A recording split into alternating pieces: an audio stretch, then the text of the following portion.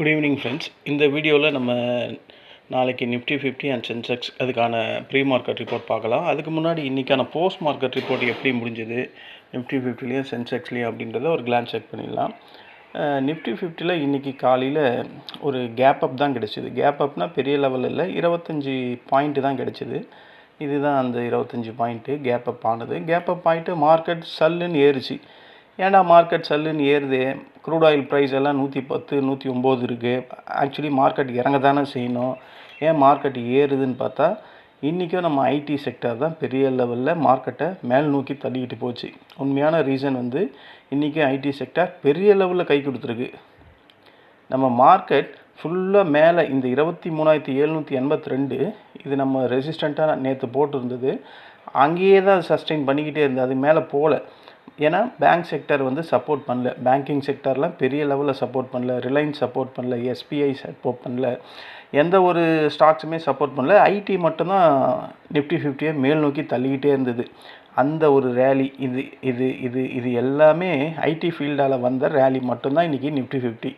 காலையில் மார்க்கெட் ஒரு பாசிட்டிவில் ஓப்பன் ஆச்சு. ரீசன் நான் சொன்ன மாதிரி ஐடி. நேற்று எஃப்ஐஎஸ் பையிங் பண்ணியிருக்காங்க, அந்த ஒரு பாசிட்டிவ் சென்டிமெண்ட்டு. குளோபல் கியூஸ் எல்லாம் ஸ்லைட்லி பாசிட்டிவ் வித் நெகட்டிவாக இருந்தது. காலையில் ஜாப்பனீஸ் மார்க்கெட் ஓப்பன் ஆகுது 400 பாயிண்ட்டு நான் பார்த்தேன். மார்க்கெட் அதுக்கப்புறம் நம்ம மார்க்கெட் ஓப்பன் ஆகிறதுக்குள்ளே அவன் 120 மைனஸ்க்கே வந்துட்டான். ஓகேங்களா, அது எல்லாமே கொஞ்சம் பாசிட்டிவாக இருந்திருந்தால் நம்ம மார்க்கெட் பெரிய லெவலில் கேப் அப் வந்திருக்கும். இருந்தாலும் market 25 point gap up, Sensex 134 point gap up. காலையில் மேலே போச்சு, கீழே வந்தது, மேலே போச்சு, கீழே வந்தது. மார்க்கெட் இன்றைக்கி டோட்டலாக என்னை பொறுத்தவரையும் சரியான சைட்வே மார்க்கெட். இதை பாருங்களேன், அதோட டாப்பும் அதோட பாட்டமும் 23,782 23,700 இந்த ரேஞ்சிலேயே தான் ஆடிச்சு. எப்போ அதை கட் பண்ணி ஸ்ட்ராங்காக 2.25 உடைச்சானோ அதுக்கப்புறம் மார்க்கெட் நேற்றோட பாட்டத்தையே டச் பண்ணியிருக்கு. 23,606 முடிஞ்சிருக்கு. ஓகேங்களா, இதுதான் இன்றைக்கான போஸ்ட் மார்க்கெட். ஐடி செக்டர் ஸ்ட்ராங்காக இருந்தனால தான் மார்க்கெட் ஏறிச்சு. ரெண்டாவது யூஎஸ் டாலர் ஸ்ட்ரென்த் ஆச்சு. ஓகேங்களா, இன்ஃபோசிஸ், டெக் மகேந்திரா, HCL இந்த மாதிரி டெக் ஸ்டாக்ஸ்லாம் பையிங் ஹெவியாக இருந்தது. ப்ரீவியஸ் ஃபாலுக்கு அப்புறம் இப்போ தான் ஐடி செக்டர் ஓரளவுக்கு ரெக்கவரி பையிங் கிடைக்கிது. அதனால தான் காலையில் மார்க்கெட் மேலே போச்சு. மார்க்கெட்டு கீழே கொண்டு வந்தது அதிகப்படியாக பார்த்திங்கன்னா பேங்க் செக்டரு, அதில் பர்டிகுலராக HDFC, ICC, ரிலையன்ஸ் கூட இன்றைக்கி இறங்கி தான் இருக்குது, ஐடிசியும் இறங்கி தான் இருக்குது. இந்த மாதிரி பேங்க் நிஃப்டியில் ப்ரெஷர் அதிகமாக வந்ததுனால தான். ஏன்னா வெயிட்டட் ஆவரேஜ் அதிகமாக ஒரு நிஃப்டி 50 ஏறணும்னா முதல்ல சப்போர்ட் பண்ணக்கூடியது பேங்க்கு தான் பண்ணணும். பேங்க்குக்கு அப்புறம் ஐடி பண்ணணும். ஐடி மட்டுமே மார்க்கெட்டை நிஃப்டி 50யை மேல் தூக்கி இழுக்க முடியாது. இன்றைக்கி நடந்த விஷயம் என்னென்னா, ஐடி மேல் நோக்கி இழுத்துது, பேங்க் செக்டர்ஸ் எல்லாம் நிஃப்டி 50யை கீழ் நோக்கி இழுத்துது. இதுதான். ஏன்னா ஐடியை விட பேங்க் நிஃப்டிக்கு அந்த வெயிட்டேஜ் அதிகம். அதனால தான் மார்க்கெட் இன்றைக்கி இறங்கி முடிஞ்சிருக்கு. இல்லைனா இன்றைக்கும் பாசிட்டிவாக இருக்கும். நம்ம இந்தியன் ருப்பீஸ் சொல்லவே வேணாம், அது ஆல் டைம் லோக்கு லோ போயிட்டே இருக்குது. இன்றைக்கி பாருங்கள் 96,615. ஸோ இந்த மாதிரிலாம் போச்சுன்னா ஐடி, அதாவது டாலரில் ஏர்ன் பண்ணுற ஐடி செக்டர்ஸ்க்கெலாம் சூப்பர் தான். ஆனால் இந்தியாவோட பொருளாதாரம் கேள்விக்குறி ஆகிட்டே இருக்கு. அதுதான் நாங்கள் இப்போ இந்த ரூபி வீக்னஸ் இம்பேக்ட் என்ன ஆகும், ஃபாரின் இன்வெஸ்டர் கண்டிப்பாக ஒரு ஃபியர் பண்ணுவாங்க, இன்ஃப்ளேஷன் கன்சர்ன் ஸ்டார்ட் ஆகும், இம்போர்ட் காஸ்ட்டு இன்க்ரீஸ் ஆகும். இந்த ஃபியரால் மார்க்கெட் என்ன ஆகும், மறுபடியும் ஒரு காஷன் மோடுக்கு தான் காஷன் மோடுக்கு வந்தால் செல்லிங் ப்ரெஷரில் தான் வரப்போகுது. ஓகேங்களா, சிம்பிளாக மார்க்கெட் காலையில் பையிங்கில் இருந்தது. ஹை லெவல் செல்லர் ஆக்டிவிட்டி டாப்பில் இருந்ததுனால, ரெசிஸ்டண்ட்டில் இருந்ததுனால ப்ராஃபிட் புக்கிங் ஹெவியாக நடந்தது. இதுக்கு பேர் தான் ரெசிஸ்டன்ட் செல்லிங் அப்படின்னு சொல்லுவாங்க. பல ட்ரேடர் கேப் அப்பை யூஸ் பண்ணி மேலே போகும்போது அதை ப்ராஃபிட்டாக கன்வெர்ட் பண்ணுவாங்க. அதுதான் இன்றைக்கி மார்க்கெட்டில் நடந்தது. குறிப்பாக சொன்னோம்னா இன்றைக்கி மார்க்கெட்டில் ஐடி ஸ்டாக்கு தான் நிஃப்டி 50யை மேலே தூக்குச்சு. பேங்கிங் சப்போர்ட்டு நிஃப்டி 50யை கீழே இழுத்துச்சு. இவ்வளோ தான். நாளைக்கு நம்ம ஃபோக்கஸ் பண்ணுற மாதிரி இருந்தால் bank Nifty, IT, crude oil, இந்த ருப்பி மூமெண்ட்டை பேஸ் பண்ணி பேங்க் நிஃப்டி ரெக்கவரி ஆச்சுன்னா நாளைக்கும் நிஃப்டி 50 பவுன்ஸ் ஆகும். ஓகேங்களா, இல்லை பேங்க் நிஃப்டி மறுபடியும் வீக்காக இருந்தால் மார்க்கெட் அகைன் ஒரு சைட்வே, இல்லைனா இந்த மாதிரி மைல்டாக ஒரு டவுன் சைடில் முடிகிறதுக்கு வாய்ப்பு இருக்குது. சிம்பிளாக சொல்லணும்னா இன்றைக்கி Nifty 50 post market IT sector நல்ல பாசிட்டிவ், நல்ல சப்போர்ட்டு. பேங்கிங் வந்து நெகட்டிவ், எஃப்எம்சிஜி வந்து மிக்சடாக இருந்தது, ஃபார்மா வந்து ஸ்லைட்லி பாசிட்டிவாக தான் இருந்தது, மெட்டல் வந்து வீக் வித் மிக்சடாக இருந்தது. ஓகேங்களா, இதுதான் இன்றைக்கான போஸ்ட் மார்க்கெட்டு. இந்த போஸ்ட் மார்க்கெட்டில் நான் என்ன பண்ணேன்னா, இன்றைக்கி நான் ட்ரேடிங் பெரிய லெவலில் இன்றைக்கும் பண்ண முடியல, பட் இருந்தாலும் ப்ராஃபிட்டில் வெளியே வந்தேன். பாருங்களேன், இப்போ நீங்கள் இதுதான் சார்ட்டு. 9:15லேருந்து 1:30 மணி வரையும் மார்க்கெட் அந்த ரேஞ்சிலே தான் இருக்குது. என்ன கொஞ்சம் வொலட்டிலிட்டியாக இருந்தது, ஸ்பீடாக இருந்தது, ஏறுறதும் இறங்குறதும். நீங்கள் ஒவ்வொரு பாயிண்ட்டுமே இன்றைக்கி மார்க்கெட்டில் 1-2 பாயிண்ட் வரல, ஜம்ப் ஆகிட்டு தான் இருந்தது பாயிண்ட்டு. நான் 1:30 மணி வரையும் பார்க்குறேன், அப்படியே தான் இருந்தது. இதை கட் பண்ணும்போது நான் எடுத்தேன் ஒரு புட் சைடு, அதில் தான் ஒரு ப்ராஃபிட் வந்தது. ஏன்னா இது எனக்கு தெரிஞ்சு போச்சு, இது மார்க்கெட் டவுனை நோக்கி தான் வந்துக்கிட்டே இருக்குது. அதிகப்படியாக இந்த சப்போர்ட்டை, இந்த ரெசிஸ்டண்ட்டு சப்போர்ட்டாக மாறுறதுனால அதையே டச் பண்ணிக்கிட்டே இருக்கான். கண்டிப்பாக உடைப்பான்னு தான் நினச்சேன், உடச்சிட்டான். அதை தான் நாங்கள் யூஸ் பண்ணோம். ஸோ இன்றைக்கி ஓவராலாக ஒரு 6 ட்ரேட் பண்ணியாச்சு. பாசிட்டிவில் தான் க்ளோஸ் பண்ணோம். குரூப்லேயும் பாசிட்டிவில் தான், என் ஃப்ரெண்ட்ஸ் குரூப்லேயும் பாசிட்டிவாக தான் முடிஞ்சுது. பெரிய லெவல் ப்ராஃபிட் பண்ண முடியல உண்மையாக சொன்னால். ஏன்னா ஒரு ரேஞ்ச் பவுண்ட் மார்க்கெட்லலாம் மாட்டிக்கிட்டோம்னா கண்டிப்பாக ப்ராஃபிட் நம்மக்கிட்டேருந்து ப்ராஃபிட் இருக்கிறதும் போய் லாஸஸ் தான் வரும். இதில் எனக்கு அதிகப்படியான அனுபவம் உண்டு. அதனால் இந்த மாதிரி ரேஞ்ச் பவுண்ட் மார்க்கெட்டில் நான் பண்ணலை. டோட்டலாக சைட்வே தான். சைட்வேல இருக்கும்போது கண்டிப்பாக ஆப்ஷன் பை இருக்குது, அங்கே இடம் கிடையாது, வேலை கிடையாது. நம்ம என்ன தான் முட்டி மோதினாலும் ப்ராஃபிட் வரவே வராது. வேகமாக இருக்கணும் நமக்கு, இந்த மாதிரி இருக்கணும். காலையில் வாங்கினா இதுலேயே ஒரு 3000-4000 வந்துடும். அதே மாதிரி இதில் புட் சைடோ கால் சைடோ வேகமாக இருக்கிற இடத்துல வாங்கணும். ஓகேங்களா, அப்படி இருந்தால் மட்டும்தான் ஆப்ஷன் பையரால் பெரிய லெவலில் ப்ராஃபிட் பண்ண முடியும். இந்த மாதிரி இடத்துலலாம் நம்ம மாட்டிக்கிட்டால் நம்மக்கிட்ட ப்ராஃபிட் இருந்தாலும் டைம் டிகேல நம்ம வாங்கின ப்ரீமியம் கண்டிப்பாக மெல்ட் ஆகிட்டே இருக்கும். இதுதான் இன்றைக்கி நிஃப்டி 50ல் நாங்கள் பண்ணது. 6 ட்ரேடரில் 1 ஃபெயிலியர், 2 ஃபெயிலியர் நினைக்கிறேன், இல்லை 1 ஃபெயிலியர், 5 சக்ஸஸாக முடிஞ்சது. ஓவரால் பார்த்தா ப்ராஃபிட்டில் தான் முடித்தேன். இன்றைக்கி சென்செக்ஸில் இன்றைக்கி கால்ஸ் கொடுத்ததில் அதே புட் சைடில் தான் கொடுத்தேன். எங்கே கொடுத்தேன்னா இந்த இடம் தான் கொடுத்தேன் 2.15க்கு. இந்த 2.15க்கு, ஏன்னா இந்த 2.15க்கு நிஃப்டி 50 அங்கே உடச்சிட்டான். இதெல்லாம் நான் ஒரு கணக்கு வச்சு தான் கொடுக்குறது பாருங்கள். இந்த இடத்த உடச்சிட்டான்.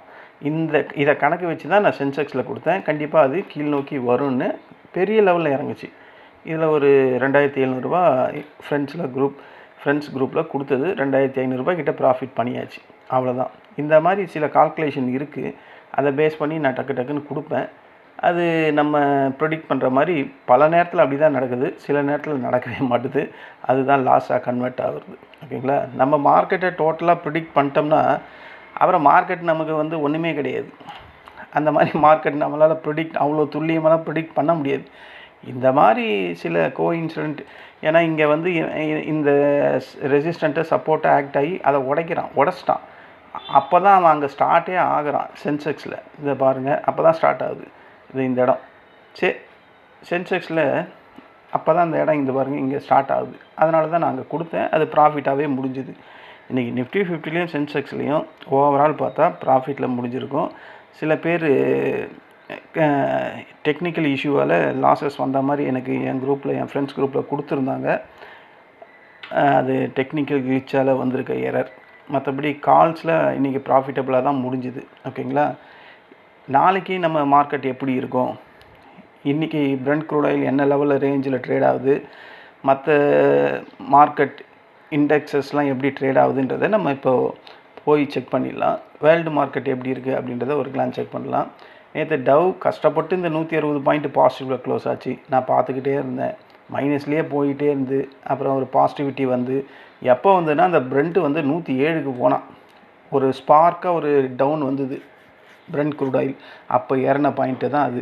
S&P ஒரு 5 point minus, Nasdaq composite 144 point minus, FTSE 59 point இப்போ ட்ரேட் ஆகுது பாசிட்டிவில், CAC 40 57ல் ட்ரேட் ஆகுது, டாக்ஸ் 310 ட்ரேட் ஆகுது. இவன் தாங்க நேற்றும் ஒரு 355 அப்படின்னு ட்ரேட் ஆனால் இன்றைக்கும் அதே மாதிரி. இன்றைக்கி நான் சொன்ன மாதிரி அவன் காலையில் பாசிட்டிவில் ஓப்பன் ஆனால் க்ரூட் ஆயில் ப்ரைஸ் 110க்கு வந்தவொடனே இவனும் இறங்கிட்டான். Hang Seng 123 point plus, Shanghai 38 point plus, நம்ம NSE Nifty 32 point minus, BSE Sensex 114 point minus, STI 76, காஸ்பி 244. இவனை மாதிரி இருக்கணுங்க இந்த காஸ்பி மாதிரி. ஒரு வாரத்தில் ஒரு நாள் இறங்குறான், 4 நாள் ஏறுறான். அந்த மாதிரி இருக்கணும் இண்டெக்ஸ்னால். யூஎஸ் டாலர் வந்து ஸ்ட்ரென்த் ஆகிட்டு இருக்கு. நம்ம டாலர் நம்ம யூஎஸ்டி ஐஎன்ஆர் வந்து அவன் புதிய லோகோ மறுபடியும் இன்றைக்கும் பிரிண்ட் பண்ணிட்டான். 96.615. நம்ம கோல்டு இறங்கிட்டுருக்கு, சில்வரும் இறங்கிட்டுருக்கு, காப்பரும் இறங்கியிருக்கு. சில்வரு கோல்டெல்லாம் ஏன் இறங்குனா இந்த க்ரூட் ஆயில் ப்ரைஸு ஏறி இருக்குது, அதனால தான். ஓகேங்களா? இப்போ நடக்கிற யூஎஸ் ஃபியூச்சர் எவ்வளோ ட்ரேட் ஆகுது அப்படின்றத ஒரு கிளான்ஸ் செக் பண்ணால் அவன் 122 பாயிண்ட் மைனஸில் ட்ரேட் ஆகிறான். நாஸ்டாக் ஃபியூச்சர் எவ்வளோ ட்ரேட் ஆகுது அப்படின்னு செக் பண்ணால் நாஸ்டாக் ஃபியூச்சர் வந்து சுற்றிக்கிட்டே இருக்குது, இன்னும் வரல. நாஸ்டாக் ஃபியூச்சர் எவ்வளோ ட்ரேட் ஆகுது? 226 பாயிண்ட்டு மைனஸில் ட்ரேட் ஆகிட்டுருக்கு. ஓகேங்களா? இப்போது இதை நான் ரெக்கார்ட் பண்ணுறது 5:30 ஆகுது. இப்போ பிரெண்ட் க்ரூட் ஆயில் எவ்வளோ ட்ரேட் ஆகுது அப்படின்னு செக் பண்ணால் 110.74 இருக்குது பிரெண்ட் க்ரூட் ஆயில். இந்த லெவலெல்லாம் இருந்தால் மார்க்கெட் மேல் நோக்கி போகிறதுக்கு வாய்ப்பே இல்லை ஃப்ரெண்ட்ஸ். நம்மளை மாதிரி இந்தியா மாதிரி கண்ட்ரிக்கு சான்ஸே இல்லை. நம்ம மார்க்கெட் நாளைக்கும் இதே மாதிரி ஒரு கந்தல் கோல வேலையை தான் பண்ண போகிறான், ஒரு சைடு வேலையே போக போகிறான் நாளைக்கும் எனக்கு தெரிஞ்சு. நேற்று எஃப்ஐஎஸ் பை பண்ணியிருக்கான், அதனால தான் மார்க்கெட்டில் நான் நேற்றே சொன்னேன் பார்த்தீங்களா, மார்க்கெட்டில் எஃப்ஐஎஸ் பையிங் இருந்தாவே அந்த மாதிரி தான் புடிங்கின் மேலே போய்கிட்டே இருக்கும். வித் இன்க்ளூடிங் அது ஐடியும் சேர்ந்ததுனால, ஷார்ட் கவரிங்கும் சேர்ந்ததுனால தான் நேற்று மார்க்கெட்டில். இன்றைக்கி எனக்கு அந்த எண்ணமே வரல. இன்றைக்கி எஃப்ஐஎஸ் வந்து செல்லிங்கில் இருக்காங்களா பையிங்கில் இருக்காங்களா, நான் நேற்றே சொன்னேன் பார்த்தீங்களா, எஃப்ஐஎஸ் பையில் தாங்க இருப்பாங்க அப்படின்னு. இந்த மாதிரி அவனுங்க வந்தால் மட்டும்தான் முடியும். இப்போ இதில் எஃப்ஐஎஸ் பையிங்கில் இருப்பாங்க அப்படின்றது எனக்கு டவுட்டே இல்லை, இருக்க மாட்டாங்க அப்படின்ற மாதிரி தோணுது. ஆனால் மிதமான அளவுக்கு பையிங் சைடில் தான் இருப்பாங்க அப்படின்ற மாதிரி இருக்குது. அதாவது கம்மியாக வந்து பை பண்ணியிருப்பாங்க அந்த மாதிரி தான் தோணுது. ஓகேங்களா? நமக்கு இவ்வளோ வருஷமாக இருக்கோம்ல, இந்த நெளிவு சுழிவெல்லாம் மார்க்கெட்டில் பார்த்தாவே நமக்கு ஓரளவுக்கு தெரியுது. அந்த ரிப்போர்ட்டு 6 மணி 7 மணிக்கு தான் வரும். ஆனால் நான் நேற்று ஒரு 4:30 மணிக்கு 5 மணிக்கு போஸ்ட் மார்க்கெட்டில் சொல்லும் போதே எஃப்ஐஎஸ் பையிங்கில் தான் இருப்பாங்கன்றதை ஆணித்தனமாக சொன்னேன். ரிப்போர்ட் வந்து பார்த்தோன்னே நான் முதல்ல செக் பண்ணது எஃப்ஐஎஸ் என்ன பண்ணியிருக்கான்னு பார்த்தா பையிங்கில் தான் இருந்திருக்கான். நேற்று டிஐஸும் பையிங், எஃப்ஐஎஸும் பையிங். இன்றைக்கி எஃப்ஐஎஸ் பையிங்கில் இருந்தாலும் பெரிய லெவலில் பையிங்கில் இல்லை. ஏன்னா அவங்க ஹெவியாக டெரிவேட்டிவ்ஸில் ஷார்ட் அடிச்சிருப்பாங்க. இன்றைக்கி வீக்லி எக்ஸ்பைரி. ஸோ கேஷ் மார்க்கெட்டில் பெரிய லெவலில் பை பண்ணுறதுக்கு வாய்ப்பே இல்லை. பெரிய லெவலில் பை பண்ணால் அது அங்கே லாஸ் ஆகிறதுக்கான வாய்ப்பு இருக்கும். அதனால் இன்றைக்கி பெரிய லெவலில் பை பண்ணியிருக்க மாட்டாங்கன்றது கண்கூடாக தெரியுது. ஓகேங்களா? நாளைக்கு இப்போ நடக்கிற இந்த க்ரூட் ஆயில் யூஎஸ் மார்க்கெட் எப்படி முடியும் என்னன்னுலாம் நமக்கு தெரியல. பட் க்ரூட் ஆயில் கண் முன்னாடி அதிகமாக இருக்குது. இது 112 115 போனால் எப்பேற்பட்ட மார்க்கெட்டும் மண்ணை கவ்விடும். அப்படி இருக்கும் போது நாளைக்கு இப்போ வெயிட்டட் ஆவரேஜில் சென்செக்ஸ் வந்து 75,188, இவன் ஒரு 75,200 வெயிட்டட் ஆவரேஜில் க்ளோஸ் ஆகிருக்கான். ஓகேங்களா? ஒரு 18 பாயிண்ட் ப்ளஸில் தான் இருக்குது. ஃபஸ்ட்டு ரெசிஸ்டண்ட் ஒரு கேப் அப் கிடைக்குது அப்படின்னா சென்செக்ஸுக்கு ஃபஸ்ட்டு ரெசிஸ்டண்ட் வந்து 75,447. அதை உடைச்சானா இன்றைக்கி வந்த ரெசிஸ்டண்ட்டு 75,732. அதையும் உடைச்சானா 75,968. அதுக்கு மேலே போச்சுன்னா 76,246. இந்த 4 ரெசிஸ்டண்ட்டு போதும். 4ஆவதுலாம் போகிறது கஷ்டம். போனால் இந்த செகண்டு தேர்டு வரையும் போகலாம். ஓகேங்களா? இல்லை பிரெண்ட் க்ரூட் ஆயிலெலாம் இன்னும் அதிகமாகுது, நான் சொன்ன மாதிரி $115 $114 போகுதுன்னா இந்த பேஸுக்கு கீழே ஒரு கேப் டவுன் ஓப்பனிங்காக இருந்தால் first support 74,878 first support, second வந்து 74,636, தேர்டு வந்து 74,417, ஃபோர்த்து வந்து 74,131. இந்த சப்போர்ட்டுங்களை நாளைக்கு இன்ட்ராடே லெவல்ஸை ஆக்ட் ஆகிறதுக்கான வாய்ப்புகள் இருக்குது. எனக்கு தெரிஞ்சு சப்போர்ட்டை நோக்கி மார்க்கெட் வரும் அப்படின்ற மாதிரி தான் தோணுது. ஓகேங்களா? பார்ப்போம், வெயிட் பண்ணி பார்ப்போம். நிஃப்டி 50 வருவோம். நிஃப்டி 50 வந்தால் பேஸில் முடிஞ்சிருக்குது 23,606, வெயிட்டட் ஆவரேஜில் 618ன்னு காட்டுறான். ஒரு 12 பாயிண்ட் ப்ளஸில் தான் முடிஞ்சிருக்கு. ஒரு கேப் அப் ஓப்பனிங் கிடைக்குது அப்படின்னா மார்க்கெட்டில் ஃபஸ்ட்டு ரெசிஸ்டண்ட்டாக இருக்கிறது 23,706. இதுதான் ஃபஸ்ட்டு ரெசிஸ்டண்ட்டு, ஸ்ட்ராங்கான ரெசிஸ்டண்ட்டும் கூட. இதை ஸ்ட்ராங்காக உடைச்சானா 23,782 செகண்ட் ரெசிஸ்டண்ட்டு. அதுக்கப்புறம் இருக்குது தேர்டு 23,857. இந்த 3 ரெசிஸ்டன்ட் போதும். நாலாவது வந்து 23,926 இருக்குது. ஆனால் எனக்கு தெரிஞ்சு 23,782 இந்த ரெசிஸ்டண்ட்டே மார்க்கெட் உடைக்கிறது கஷ்டமாக இருக்கும் மாதிரி தோணுது. ரெண்டாவது ரெசிஸ்டண்ட்டு இல்லை ஒரு கேப் டவுன் ஓப்பனிங் தான் கிடைக்குதுன்னா ஃபஸ்ட்டு சப்போர்ட்டு 23,528. இதுதான் ஃபஸ்ட்டு சப்போர்ட்டு. அதையும் உடைச்சானா 23,472. அதையும் உடைச்சானா ஒரு லாங் இது இல்லை, ஆக்சுவலி இது இங்கே இருக்குது. ஓகேங்களா,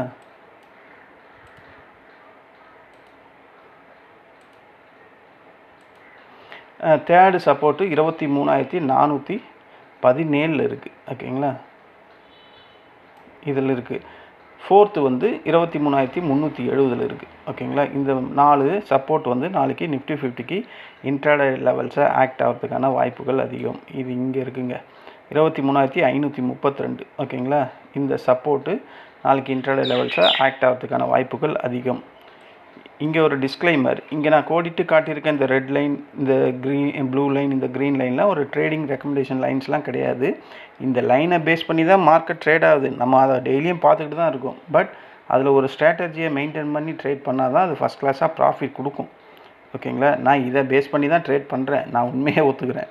பட் என்னுடைய ஸ்ட்ராட்டஜி அந்த லைனுக்கு ஏற்ற மாதிரி இருக்கும். ஓகேங்களா, அதை மட்டுமே நான் இந்த லைனை மட்டுமே நம்பி ட்ரேட் பண்ணல. அந்த இடத்துல ஒரு கால்குலேஷனும் இருக்குது, அதை பேஸ் பண்ணி தான் நான் ட்ரேட் பண்ணுறேன். அதனால தான் சில நேரத்தில் 20 நாள் ட்ரேட் ஆகுதுன்னா ஒரு 4-5 நாள் லாஸஸும் வரேன், 15 நாள் ப்ராஃபிட்டும் வரேன். உண்மையை ஒத்துக்கணும்.